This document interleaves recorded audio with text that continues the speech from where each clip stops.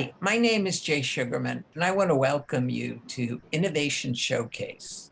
The main purpose of this ongoing series is to inform viewers about exciting innovations and creative individuals across the fields of business, science, technology, education, and the arts.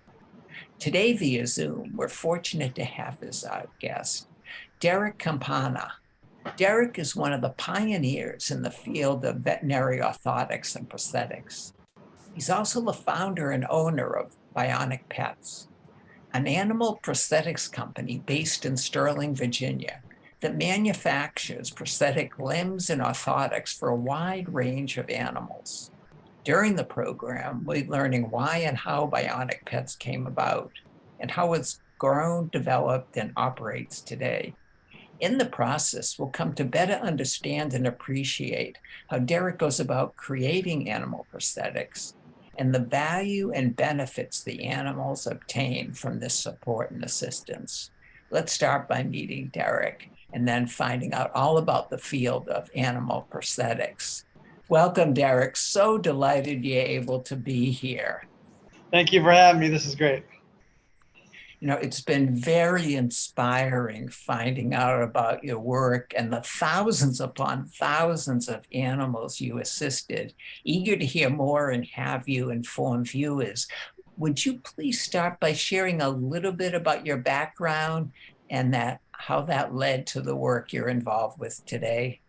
Yeah, it's kind of by accident that I ended up working with animals. I went to medical school for human orthotics and prosthetics, and I always liked helping people, so it was a good field for me. And then one day, a veterinarian brought her dog. It was a black lab named Charles, who had a congenital limb deformity. My boss at the time was supposed to see that dog. He happened to quit that day, and the veterinarian was waiting for 3 hours. I said, I guess he's not coming in. I guess I can help you, even though I know I looked at her strange because I'd never seen a animal prosthesis before in my life, and I don't think people really had ever heard of it.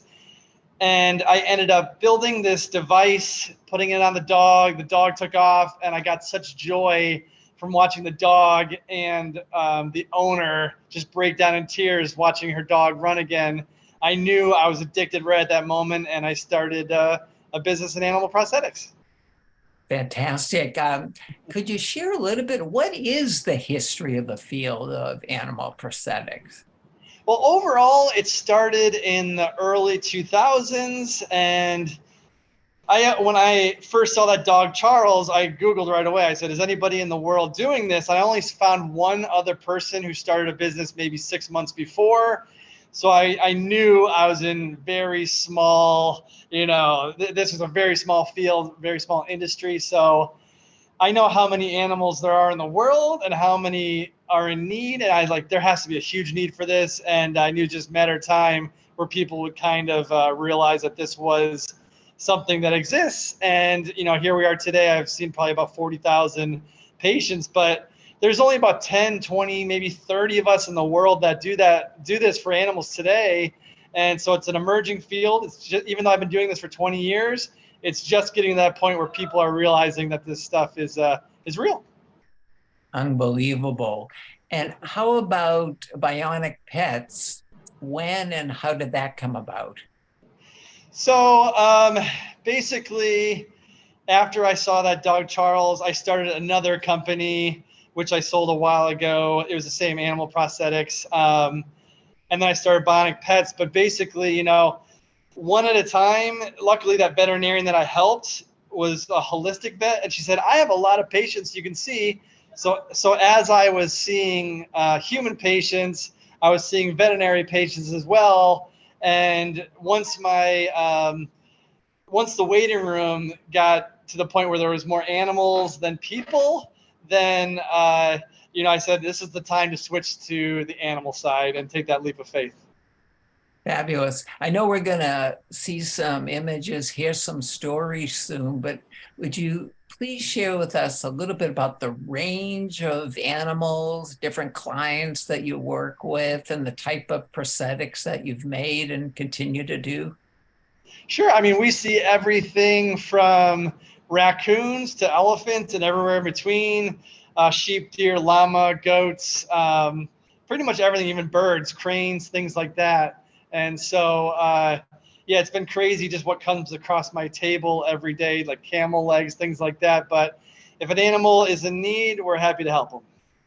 Terrific. Well, let's take advantage of some wonderful images that you've shared and Sure. hear a little bit about who we're looking at, the situation involved, and the work that you ended up doing. Yeah, so this is one of the elephants I helped in Thailand. This was about a year ago. I think I ended up helping about 5 of them during that trip. And that's me. And it was an amazing experience. I've worked with elephants in the past. I think I'm one of the only people that's made elephant prosthetics on Earth. And so all of a sudden, I became the elephant prosthetic man. And so they invited me to Thailand at Elephant Nature Park because they have about 112 elephants there, and some of them just get injured by landmines, different things like that. But this is one of those cases where I think a log rolled over this guy's leg and he needs a prosthesis. So I'm just super happy that I get to work with these gentle giants. For sure. What's the process like, say, for the elephant's prosthetic here in creating it? What's some of the steps that you go through, the equipment, the materials, any challenges? Well, millions. There's so many challenges when you're working with, multi-ton beast of an elephant like this. But most of the time I'll have, because I can't just fly over to Thailand anytime, I'll have caregivers take a mold of the leg and ship it to us. I'll build the device and either ship it over there. I was lucky enough to actually fly over there and fit this and make the adjustments while I was there. I had a little kind of self-made lab that I built when I was there so I could make all these adjustments and kind of put these things together. But in a perfect world, I would take the cast myself, build it right there and fit it. Every animal should deserve that type of care, and I'm trying to get there. But again, there's so few of us in the world that do this. It's hard to be everywhere at once. But like I said, I was lucky enough to fly over there, help these elephants one-on-one, and get the individual care that they need. But when you're working with these guys, there are so many challenges. If you're off by a little bit, you got to make all these adjustments. You have to take that into consideration. So I used plastics on this build because they are adjustable. If the elephant was here in my lab here in Virginia, I would probably build it out of carbon fiber or something more structurally sound. But you have to work with what you have and the limitations you're given. And so, there's a lot of different factors involved with these builds. And with these elephants, this is a learning curve. We're just starting. I've worked with dogs and different animals for years and years, but elephants, it's very brand new. So I'm trying to kind of get my stride down on what will work for these gentle giants. Terrific. How about these elephants here? What was the situation involved? So this was in Botswana in southern Africa, and the big guy on the left in the picture, or on my right, he fell into a termite hole and cranked his wrist, and he went down for a few days, and he had one of these kind of deformities that couldn't kind of correct himself. So it's going to get worse and worse over time. So this is one of the world's first elephant wrist braces I made. He can bend and extend his wrist, but it allows it to track correctly. And so that was, I think, about 5 years ago. And another amazing trip and journey. And that was the second elephant I ever had worked on right there. Incredible, incredible. Let's move on. A little smaller in size. Who do we see here? So this is one of the goats up at a really cool place called Goats of Anarchy in New Jersey. I have about 300 patients there just in one farm. So I'm seeing goats after goats after goats. I have my own lab up there where I can build and fit these guys because there's such a need. So this is a custom cart. I have another company called Wagon Wagons. And so this is the cart I build custom from a cast. I like to do everything custom. I don't do anything off the shelf. So I actually casted his body and built this right off of that mold. And This is the result. And he's able to scoot around, do 360s, whatever he wants to do, and be mobile because he's missing his 2 front hooves. It's incredible. What's the extent of your company as far as other assistants, different jobs people might have? So I only have about 3 or 4 people here at the moment. And really it's just because I'm traveling so much, I don't have the time to train people. And so, the show we have is a blessing and a curse, but it gets the word out for everybody. So overall, it's a great thing for the animals. But right now we have, a 3D part of our company for 3D printed parts. I do a lot of the manufacturing and fabrication myself. We have reception up here and people that see patients. So it's a small organization, and that's the way I kind of like it because we want things right. Well, just hearing that, it's even more mind-boggling how many thousands upon thousands of animals you've worked with and have made their lives immeasurably better. Incredible. And here, I know you said maybe the most you've done are with dogs. For sure. I mean, that's where the career started. This is a dog named Roxy. Only about 3 years ago now, I started doing these full limb prosthetics. And this dog we fit, and he took off right away. Everyone saw the video of this dog and immediately wanted this type of device. So now today, I'm pretty much almost half of my clientele are these full limb devices. It's kind of a crutch where, the dog is putting so much weight on their good leg over time that can collapse and break down. So we're giving these dogs a chance to offload that good leg and extend their lives by up to a couple of years. Coming up with new devices all the time, what's it like through the process of development, prototypes, until you satisfied that you have something like we're seeing here that'll work for sure? Well, I love challenges and I love using my brain to come up with solutions. And in the veterinary side of things, you have to solve these problems quickly. The reason, because there isn't insurance. This type of device on, a person would be $60, $80, $100,000. In the veterinary side, it's only $1,000. And so we can't go through prototyping phases and all these things. There's a reason there's only like 10 to 30 of us in the world that does this. It's because it is so challenging, and you have to keep the costs at a minimal so everybody is able to afford these around the world. So it's not like one of these things where I can test something, try it, test something, try it. It's like I have to solve it pretty much immediately and have it work, or it's probably not going to hit the market. Mm, mm. And this is an adorable picture. Who's our friend here? That is Boone the raccoon in Kentucky. And I think that's the first raccoon I ever worked with. He has a condition where he didn't have any use of his appendages for any purposeful movement. So he pretty much is just laying on the ground. When you get him in this cart, he can get up and use his legs and actually propel himself forward and have that freedom that he so deserves. So it's a really cool thing to see Boone, walking around the farm on this custom cart. Again, new challenges, new species. It's always really fun for me. And Boone is definitely one that I'll remember forever. So when you see someone like Boone for the first time, what's your thinking or process of the type of prosthetic that you'll be designing? There's a lot of things that go through my head. One are the caretakers, who's taking care of him? What are they able to do? Because they're going to have to help this animal every single day. 2, the terrain, where are they walking? Where are they going? What do they want to do? 3, what can they do with their body? What type of mobility do they have? And what can I work with? And so if all those kind of add up to a positive, then I'll take on the animal as a client and work around them and see what I can build for them.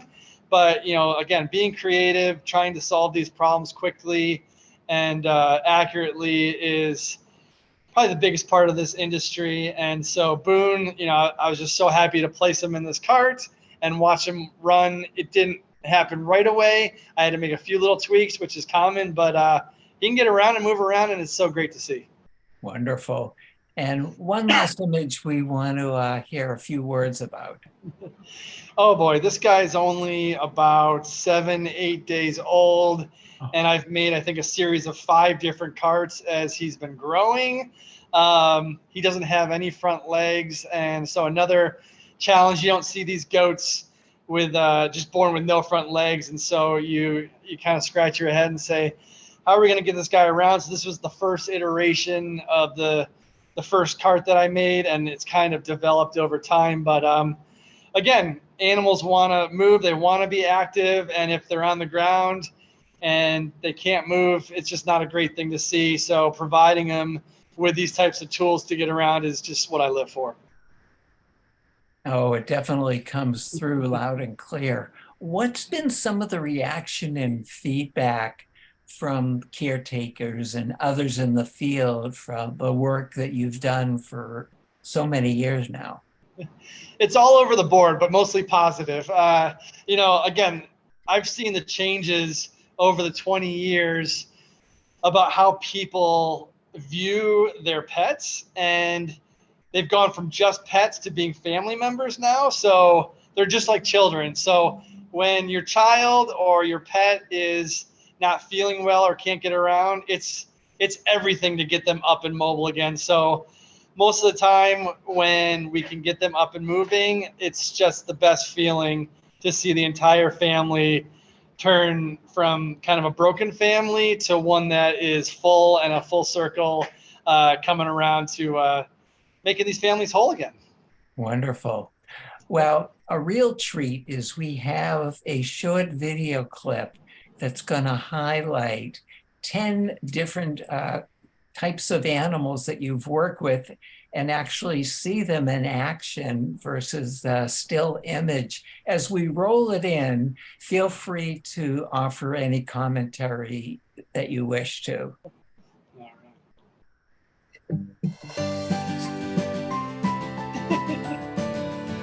Oh, yeah.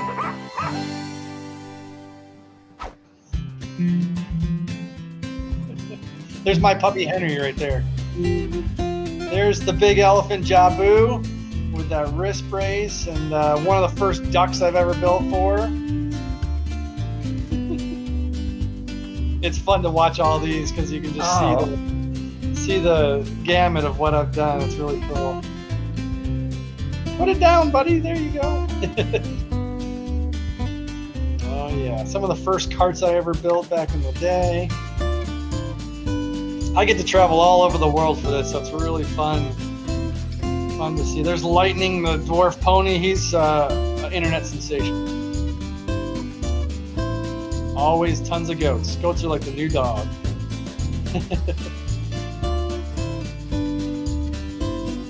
Little guy. Yeah, since the little Waddles guy in the bottom, I've seen so many different ducks and avian prosthetics. It's a kind of a new thing.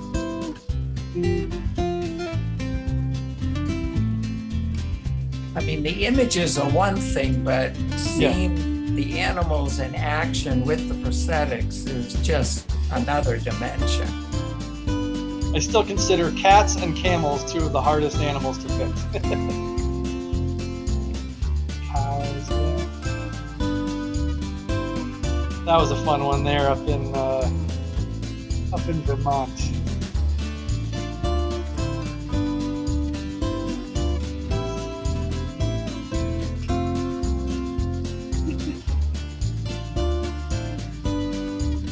For all 4 legs, that's pretty crazy. Guinea pig cart, yeah, that was my first guinea pig cart. That was a really fun one to build. His name is Boots. He's a cool little guy. Oh yeah. Not too often I see the wallabies and kangaroos, but they need it too. Any animal in need.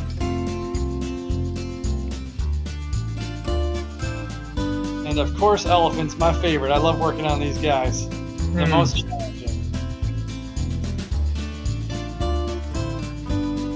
It's a hard job, but it's something I love.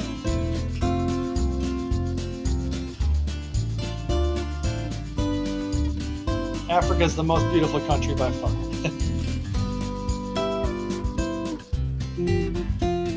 Wow. So cool.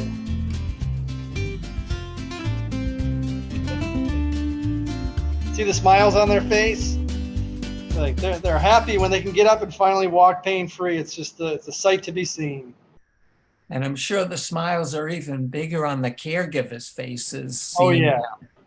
And I'll still shed tears because it's one of those things where you never get sick of it. How is the field, given your 20 plus years now in it, how has it developed over the years as far as technology, materials? What have you had to learn? What have you invented probably in the field to further it to where it is today?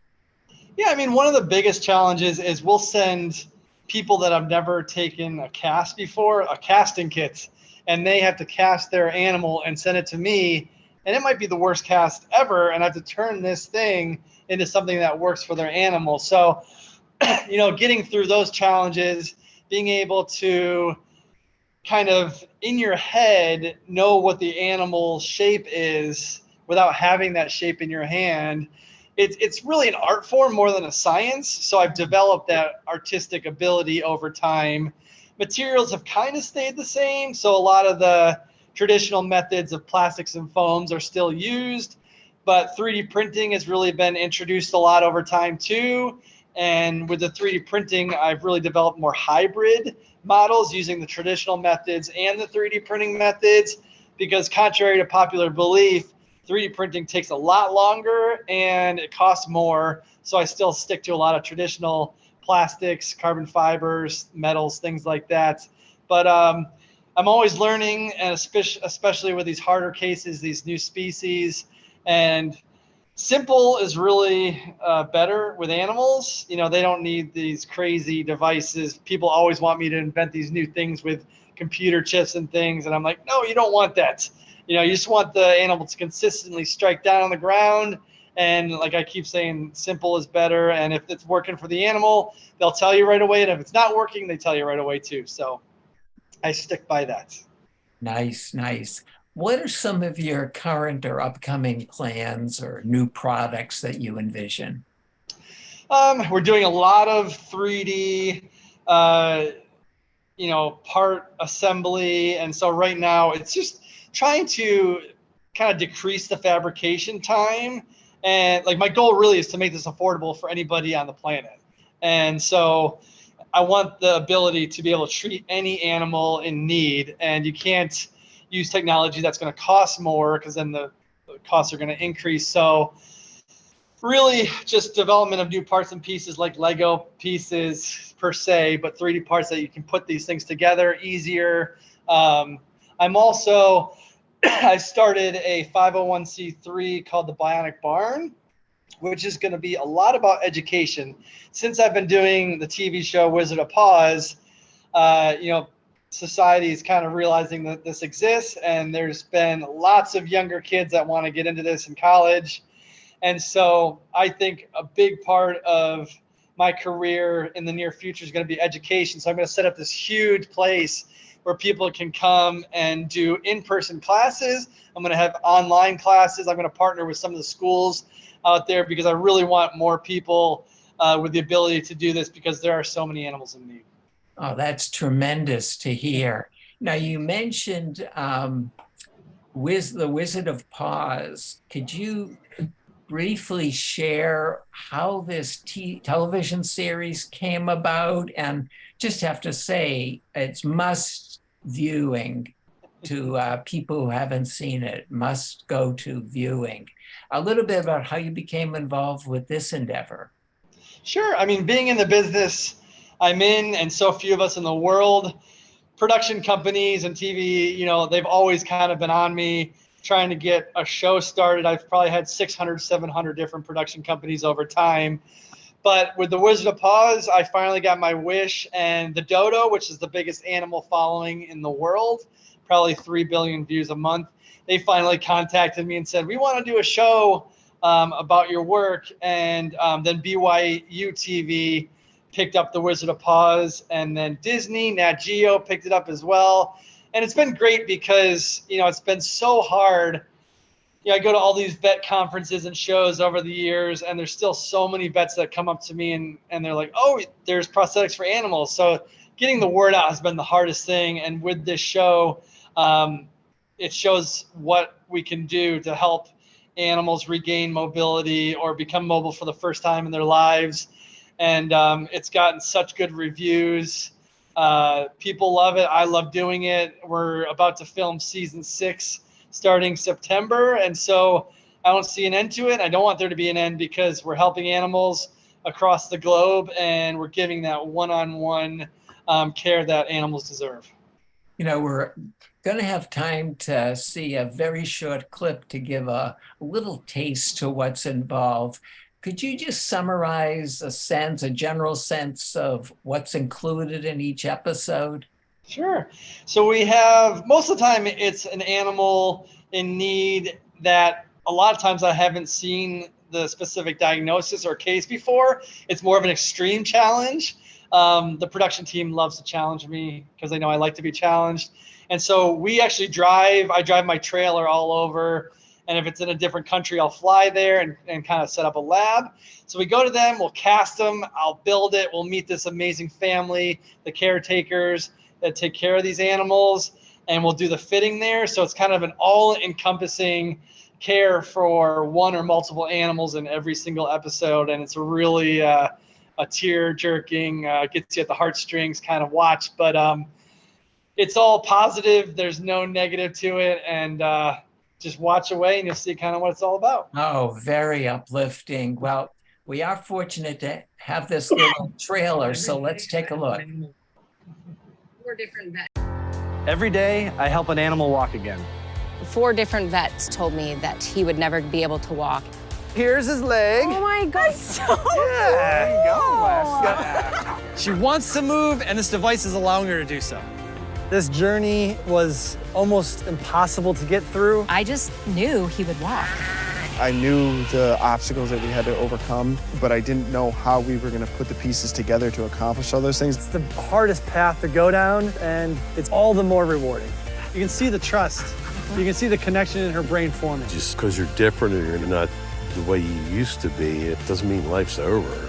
Every single step, it's doing exactly what I want. I knew we had to try everything. I think Derrick's help will mean that she has a better quality of life. It's a labor of love. You don't give up when it gets hard. The coolest things have happened. So Animals can lead you down a cool path.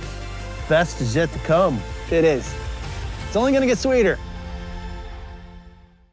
Fortunate to watch now, I think, 4 or 5 episodes, and it's just hard to not want to click on another one online. So inspiring. And getting involved with TV, I was kind of scared, like, oh, how is it going to be depicted? And I watched the first one. I was just bawling my eyes out. And every single one I watched after, I'm like, this is amazing. They've done such a great job with the show, watching the caretakers and watching the changes and mobility with these animals. So I love being a part of it. Oh, no, as you were saying, it's win-win-win for everybody involved. And the positivity and the good vibes from beginning to end. Unfortunately, Derrick, we've come to the end of the program. I want to truly thank you again for being here. Once again, incredibly inspiring. Admire the work you've been doing for so many years and benefited so many animals, caretakers, and beyond. The whole field of animal prosthetics owes a debt of gratitude to you, and look forward to following your future endeavors. Thank you guys so much for having me, and check out Bionic Pets for all the patients we see every single day. Wonderful. Look forward to that. Also want to thank those of you watching for joining us and hope you'll be able to tune in next time.